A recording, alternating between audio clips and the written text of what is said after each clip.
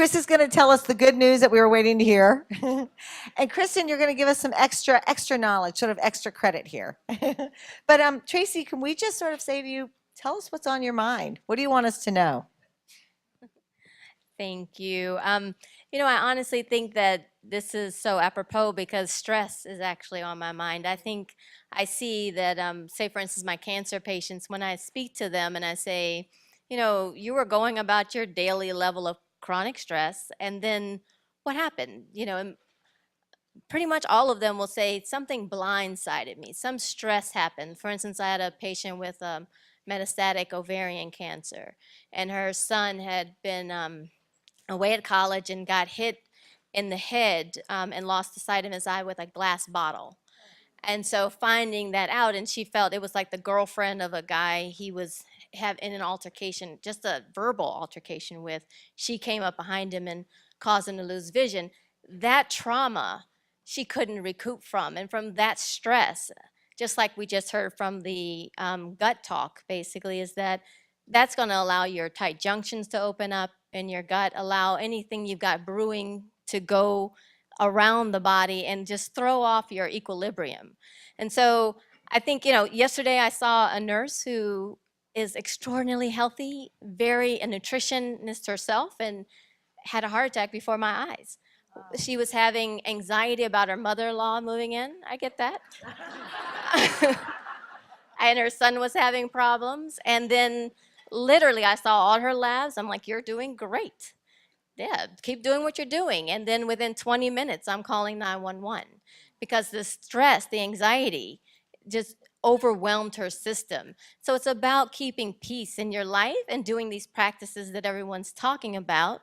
I give it to you that it's easier said than done, but it takes 21 days for the body to make a habit. Just keep trying every day and baby step every moment along the way. Thank you, Tracy. Wow. Not sure.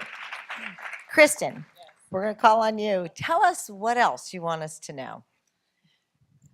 So what else do I want you to know? Well, I will say that since I spoke this morning, I've actually had a lot of women approach me and say, I'm the patient that you said you always see in your practice. So I think that obviously I didn't go into the detail about it because we had some experts here on mindfulness. But I can tell you at the Cleveland Clinic when we've done weight loss programs or lifestyle management programs, all of that is always in conjunction with these other practices. So it's obviously nutrition. I'm totally biased, and I think nutrition is the most important topic. That's my bias. But we also do it in conjunction with our yoga therapist and our mindfulness experts, our exercise physiologist. So we know that if you're going to be successful in whatever you want to do when it is in regards to health, that it can't just be one habit that you're changing or one habit that you're focusing on. So I think obviously this conference really embodies that thought because we have experts from all walks of life. But that's the nice thing for me working at a large medical institution is that when I see a patient, I can refer that patient to a holistic hypnotherapy or our yoga therapist or something else where we know that person can get help from another level. So I think that's a... Thanks. That's great and really helpful. Okay, Chris, over there. We're waiting for the good news now. This is your time. You left us hanging. This is actually the time when you should be asking me. So what do you want to know? Yes, the lady over there. Can we give her a microphone or not?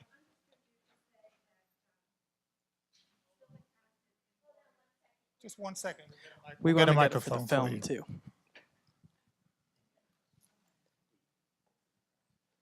Just hold it close. And anybody else, get their hand up so we can get a microphone to you too. So. Chris, I understood you to say that silic acid in water can be protective because the silicon binds with aluminum. Did you say that? Okay, so we need to think very carefully about how we use the word silicon, okay? Silicon is the element, Si. When silicon is in water, it dissolves to form something called silicic acid. Not salicylic acid, that's your aspirin. silicic acid, S-I-L-I-C-I-C. It's a very weak acid. It's a silicon atom, and it's surrounded by 4 OH groups. It looks a bit like water. It's the closest analogous molecule. This incredible little molecule called silicic acid does exactly as you've said, has a reaction with aluminium. And that is more or less the only chemistry of this molecule, the only almost known chemistry of this molecule. It's a unique inorganic chemistry. And upon binding with aluminium, it makes aluminium not look like aluminium anymore. So in my original research, when I was showing that aluminium kills fish in acid waters, when I put the silicic acid back into that system, the fish were perfectly happy in the same amount of aluminium, but in the presence of silicic acid. So what our most recent research shows is that if you can increase the amount of silicic acid, soluble silicon, in your lives, and the most effective way of doing that is by drinking it in mineral waters, and I do not endorse any product at all. But if we were to say one or two, maybe Fiji water. Fiji water would be one. In the US, in Europe, we have a product called Volvic. I work with a Malaysian company called Spritzer simply because they provide me with the water free of charge for my clinical trials. And believe you me, when you're running a clinical trial, you need thousands of bottles of water. It's a big logistical process. You know, it's very interesting that essential oils have been mentioned. I'm not sure whether coconut oil comes under that. Yeah. Well, we are in the process of looking at coconut oil as something which, along with silicic acid, may help in the prevention of Alzheimer's. And if I can have time to tell you a very small anecdotal story about that. About 18 months ago, I was contacted by somebody simply on the telephone who introduced themselves as someone who had been working on building the bodies of trains in Derby, a place in England famous for making trains. He'd worked there for many years, but in his early 50s, he started to get problems with memory, etc. He went to his consultant, he went to the memory clinic. They told him he had early onset or early stage Alzheimer's. Early onset, he was 51 or something of the sort. He wasn't happy, and that's why he called me. He'd seen some of my work and things like that, and he wanted to know, what can I do? Well, the first thing I told him he should do is get a good lawyer, because we had a really good case here for him working on aluminium in his occupation, causing his disease. However, he was more interested in what he could do to save himself, and I think that's probably the right attitude. So I told him about silicon-rich mineral waters, and he said, okay, thanks. And I didn't hear anything else again until this January, which is about 12 months later, when he calls me again. And he said, I just wanted to let you know I've been for my annual checkup. And since my previous one, where I'd done CT scans, memory tests, all of which had shown his positive early stage Alzheimer's disease, his latest test showed no Alzheimer's disease at all. So I asked him why, and he said, well, I took your advice. I'd been drinking silicon-rich mineral water, at least 1 liter a day, for a period of only about 5 months. So he'd waited a few months before he started to take my advice. But then he also said he's been making a small concoction out of coconut oil and turmeric and having that with his silicon-rich mineral water. So we now have someone in Canada, in Alberta, who is running a trial at the moment on the benefits of coconut oil in Alzheimer's disease, who is including in that a silicon-rich mineral water. So we'll know maybe in another year whether that's brought any That good makes results. a lot of sense, doesn't it, Kristen, using coconut oil? I mean, as an anti-inflammatory. Yeah. I mean, we obviously coconut oil has become very, very popular in nutrition, and for sure a lot of our physicians tell our patients that you should have some coconut oil every day. It is a different structure of a saturated fat than other saturated fats in that it's got medium chain triglycerides, medium chain fatty acids. I will say from a dietary standpoint, I don't think we have like overwhelming evidence that coconut oil is like the anti-inflammatory cure that we've all been looking for. I think there's a lot of promising research. I think maybe Kathy had said that why would we just wait for more research to come? I think that it's fine to add it obviously in your diet, and there may be some anti-inflammatory impacts, but again, I think with everything, you don't want to go overboard. So you don't want to have like a cup of coconut oil that you down before you go to sleep at night. That's might be going overboard. But I think adding it in your oil and using it as an oil as opposed to some other saturated fats for sure is probably a good practice. Thanks. Gazelle, we're doing sort of postscripts. Is there anything that you would like to add or share with everybody that you heard at lunch or people are asking you? Thank you. I just wanted to thank everyone because the response that Kat, Donna, and I got at our table was fascinating. And we were inundated with requests and responses and feedback and lots of personal stories that people wanted to share about the impact of overall wellness, good diet, good exercise, mindfulness, in addition to aromatherapy. So that was great to hear. Very good. Is there anyone out in the audience that does have a question for one of the panelists? Yes. She'll give you I usually talk pretty loud. I've got two questions, one for Dr. Chris and one for Ms. Catherine.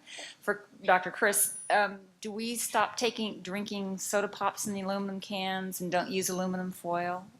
Are we absorbing it that way? My philosophy is relatively simple on this. Where it is clear and obvious that you can avoid exposure to aluminium, and you've named one or two, all processed drinks, all processed foods, a lot of packaging, these are real problems. We saw beautiful pictures of an infant earlier. Infant formulas are full of aluminium. This is a scandal, of course, and we can't avoid using those. But so where you can avoid it, I would recommend that you do so. But I also think that you cannot make your life a misery for this. And actually, I'm a pretty strong believer in my research, and I'm a pretty strong believer that if you decide to put a silicon-rich mineral water into your everyday life from now, if you're not doing it already, regardless of your age, you should be doing it when you're healthy, not when you get ill. I think, and I'm pretty confident about that if aluminium is the time bomb, which I honestly believe will go off in the future in terms of human health, you will not be part of that process. This one's for Catherine? Kristen, sorry. So I'm really interested in this genetic testing. How do I go find more about that for my family? So, right, that could have been an hour presentation in and of itself. So Nutrigenomics is the company that offers the 45 gene test, and then the Cleveland Clinic uses the Nutrigenomics test, and then we do the analysis and consultation of it. You can contact me. It's really as simple as that. I will tell you, I did a presentation. I actually do a tremendous amount of presentations just on our nutrigenomics testing throughout the country. And I just did a presentation over the summer, and the company has allowed me to use the same website for anyone that wants to go in and take the test, and there's a discount to it. So I can give it to you after if you're interested in going ahead and like getting the test, which I think the test, I think with the discount, it's $300 for the test, because I know everyone's probably thinking, what is the cost? And then the Cleveland Clinic charges $200 for the consult. So all in, it's $500. And it's not covered by insurance, which is a shame, and we get that question every time. But I'm not aware of genetic testing of that nature that's covered by insurance yet. So we're working on that, but not there yet. Okay. Awesome. Thank you. Yeah, we have a question back there. Sure.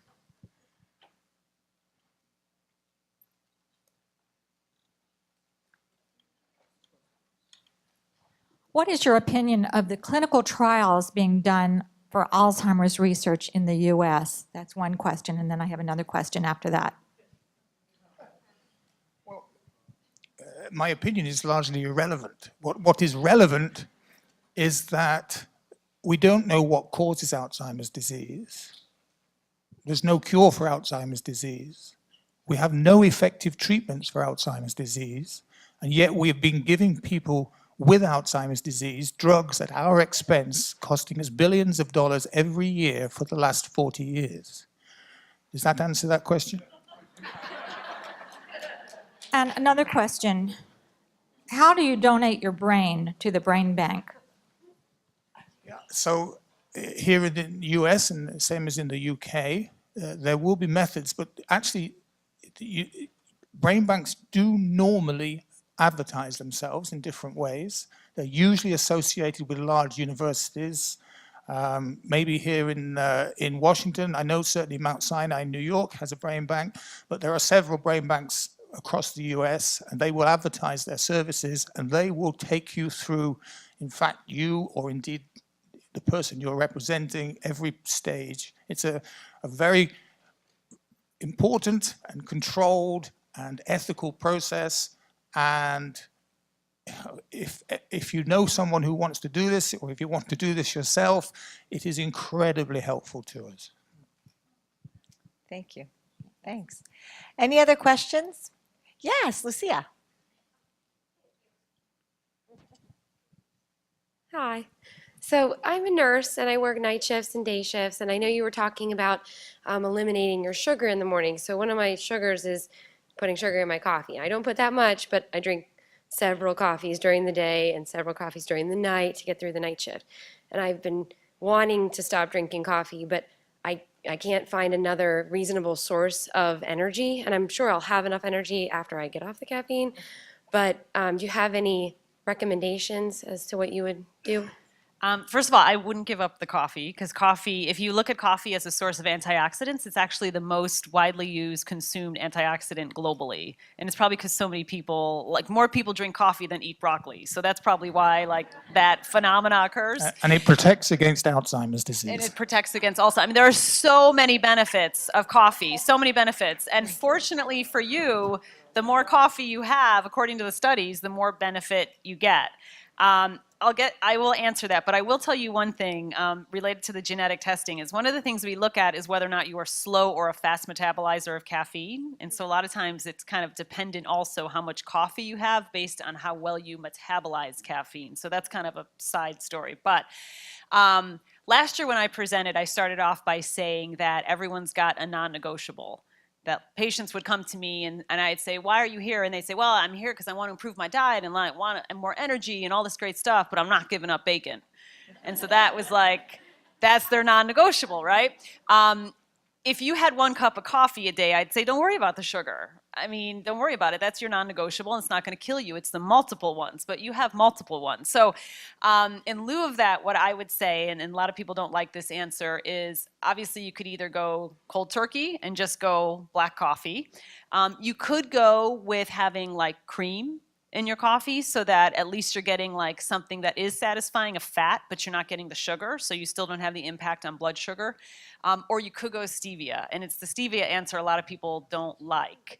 Stevia is not necessarily an artificial sweetener. It's a sugar alternative, but it's structurally different as a plant than Equal or Splenda. So it's a tough one, but when we were talking about the 21 days, if you gave up the sugar in your coffee for 21 days, you probably would be surprised how much you don't want the sugar after the 21 days. But that's a tough one, because mess around with people's coffee habits is probably the most challenging. The bacon and the coffee habits are my most challenging. But I'd say stevia is probably your best option. Or if you're just using small amounts of sugar and you're not equaling 100 calories of added sugar a day and the rest of your diet looks good, it's probably not going to kill you. Whatever you do, don't drink the energy drinks like Red Bull. These are full of aluminium, full of it. Okay. I hope you could you repeat that again for the young people in this room that might be drinking Red Bull? Listen, I'm not saying this out of no knowledge. We have done a study looking at the aluminium content of most of the most regularly drinked energy drinks, including the famous Red Bull and others. And for whatever reason, we don't know why, not just the ones in the aluminum cans, but also in the bottles and some in other types of packaging, they are all full of aluminium. So I do not recommend them as an alternative to your sugar. Very interesting. Can you confirm that most commercial deodorant contains aluminum, and that one of the easiest ways, because the skin is the greatest or the largest organ, is that if you shift to a deodorant that is not aluminum based, you help protect yourself, neuroprotective benefits and other benefits throughout your body? Well, we must get the words right. So deodorants per se do not contain aluminium. Antiperspirants do. Antiperspirant deodorants do. So when you apply an antiperspirant, you're probably applying, getting on for 0.5 gram under each arm of aluminium every morning. Now, the next question is, I guess, only the very tiny proportion of that will become systemic. Only a very tiny proportion will go inside your body. However, it has two other possible effects. One is that something doesn't have to get inside your body to produce toxicity. It can produce toxicity in the very early parts of the skin surface. Similarly for things like, sunscreens and sunblocks contain a lot of aluminium. Who knows what that's doing in those lovely products. And you did say, and it accumulates, right? It comes in and it just accumulates in your system. That's Well, the idea. One of the things I warn slightly against, and I'm a hypocrite because I use an antiperspirant because I need it. I'm a cyclist. I cycle to work every day. The alternative just cannot be considered. However, an antiperspirant works by actually chemically preventing the sweat gland from working, which means you are not perspiring in that region of your body. One of the main ways in which our body removes aluminium is through perspiration, through sweating. So in that particular area of the body, that ability to remove aluminium from those tissues around the breast area is much, much reduced. Now that could mean that you are getting an accumulation of aluminium in the breast tissue, which is what we have found in our, for example, breast cancer studies, which is not coming from the antiperspirant per se, but is coming from the fact that the antiperspirant is preventing sweating. That's right. Tracy, add on to that, because this is a conversation that we've had and then last year. Right, I think last year, for those of you who were there, we had a speaker who spoke about breast cancer and actually finding the aluminum in the tumor itself. And so you got to keep in mind that the breast has more of a passive blood flow than the rest of the body. It's not like there's these arteries pumping. It relies kind of on motion to get junk out. And so it is a great gravity-driven, especially as you get older, gravity-driven effect to a degree, in which, things are going from here down into the breast tissue. So you do want to sweat, don't be embarrassed. I would sweat and let it go. And you pretty much want to jiggle. Kind of help your body do its own form of detoxing. So, I think that the way we did it not primitive is an appropriate word, but less westernized cultures, women don't wear bras. They don't wear tops in some cases. And that's probably the way we were designed to be. It's nothing to be ashamed of. It's the way it is. And more importantly, only women care if you're jiggling. Men don't care if you're jiggling. So just jiggle and let it be. Thank you, Tracy. Yes. So my question is more a community question, which is when you talk about wellness, when you talk about organic foods, this still, I think, lies in the realm of privilege in terms of something that can be afforded. So, a lot of people call Whole Foods whole paycheck. And you go to underserved communities and you see these food deserts where all you see are liquor stores and fast food chains. And my question is, do you think that we are starting to get to a tipping point or a place where organic foods and wellness is something that is going to be available to the masses, so to speak, as opposed to just folks that can afford it? In DC, there is a farmer's market that accepts food stamps, but that's the only thing I've heard of, and that was a big step. That was someone's pet project to make sure that that happened. I mean, one of the things you notice in the food banks, which are set up, is they're just full of, and these are great things, they're given away by people, but they're full of processed foods. They're full of foods that you generally would perhaps not want to promote. And so we need to start giving away lettuce and cabbages and carrots and things rather than processed foods in tins and packaging and things of that sort. We have quite a few teachers here from Teach for America, and I know that several of them had started programs in their classrooms, bringing in fresh fruits and whole foods. I mean, one step at a time, right? You know, educate one at a time, and hopefully we can make a difference. But that's a really, really good point. Any other thoughts? Yeah, well, I mean, this kind of goes along with that as well, is that I can speak to what we're doing in Cleveland. So I'm on the board of the Cleveland Food Bank, and we've actually just started a program where we send children at home on Fridays because they might not be at school, obviously, on Saturdays and Sundays. So we send them home on Fridays, and we pack their bags. We only give them nutrient-dense foods, which is a challenge because a lot of the things that come in are not nutrient-dense. But we get the nutrient-dense foods. We do recipes. And it remains a challenge, but we're really working on that. But the other thing, too, is also encouraging gardening. I mean, there's plots everywhere, even if you don't have, I realize that if you live in DC, like in DC proper, maybe you don't have an acre of land. Right. So it might not be easy, but I know that we definitely have programs within Cleveland where there's plots and other areas where you can garden, which is very affordable. Right, right. And I was going to say the same thing. Laura, is Joanne here? Okay. We had a representative from Real Foods. Oh, please stand up. Can you give us a thought there? Close, close, close. So in Fairfax County, we're starting a farm-to-table program, and just this week I was working on the salad bars we're rolling out in some of the schools, and some of those schools have 40% free and reduced. But we're talking, the kids loved it. It was all fresh fruit and fresh vegetables, and they made their salads, and they went through, and they were very excited about it. It was very well received. That is great work. Thanks, and thank you for sharing. Jim, did you have something you wanted to add?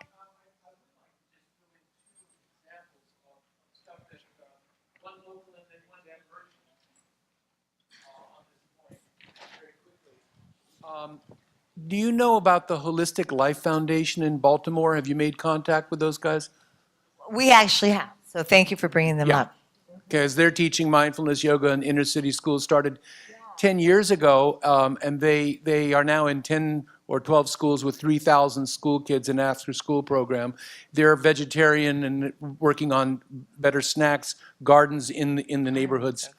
And the most recent emerging story is Flint, Michigan.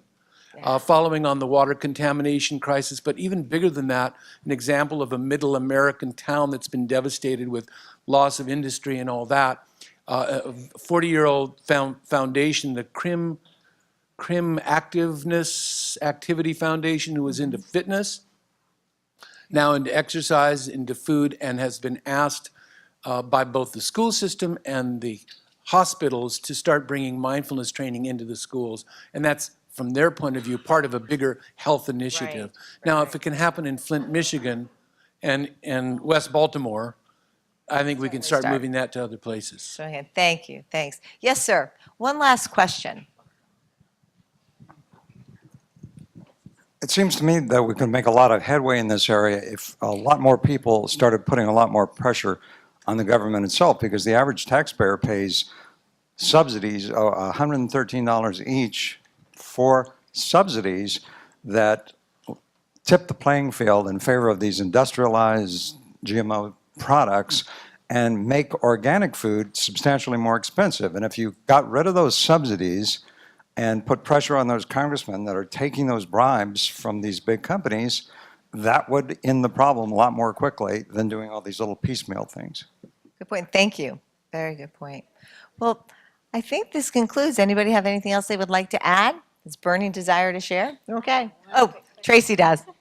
Oh, I just wonder, we live in the city with the second, we compete with LA for number 1 and number 2 mercury in the air. And I was just wondering, do you feel like the mercury that we're exposed to on a daily basis, because we have to breathe, does that make us even more susceptible, or does that create even a more toxic problem for us? Mercury in the air? Yeah, because LA and DC are both in valleys, and so it kind of lays and it just hangs here. So we have, and there was a plant in Pepco-based okay. plant that So- released the coal. Right. in the Okay. air. So Yeah. from burning fossil fuels. Yeah. Yeah, the mercury question comes up quite a bit alongside the aluminum question, perhaps because of vaccines and things like this. And clearly mercury is bad for you. You know, there's no argument. There should never be any argument about that. We should not be using mercury full stop now in any way where you're exposed. There are no real synergisms between mercury and aluminium, which often you read about on the web. No. The reason there are no synergisms is because these two are entirely different in terms of the chemistry, in terms of their target sites. But of course, as we've learned a lot about today, individual stressors add up. So if you already have too much aluminium in your body, for example, and therefore it's highly likely that you're using energy to combat that, and you may have some minor immunosuppression or something of that sort because of it. If you then also live in an area where there is a high level of mercury, and I would hope those areas don't exist, but if you do, then clearly that can add to the problem, and you could become someone more susceptible simply because of, say, your aluminium burden to the mercury. But they'll be working in different areas, working on different parts of the body, but overall producing stress and producing toxicity. Really interesting. Well, I think we have so grateful to all of you to be here today. If we could all give them a great round of applause. Thank you. Thank you, guys, very, very much. Very nice. Thank you.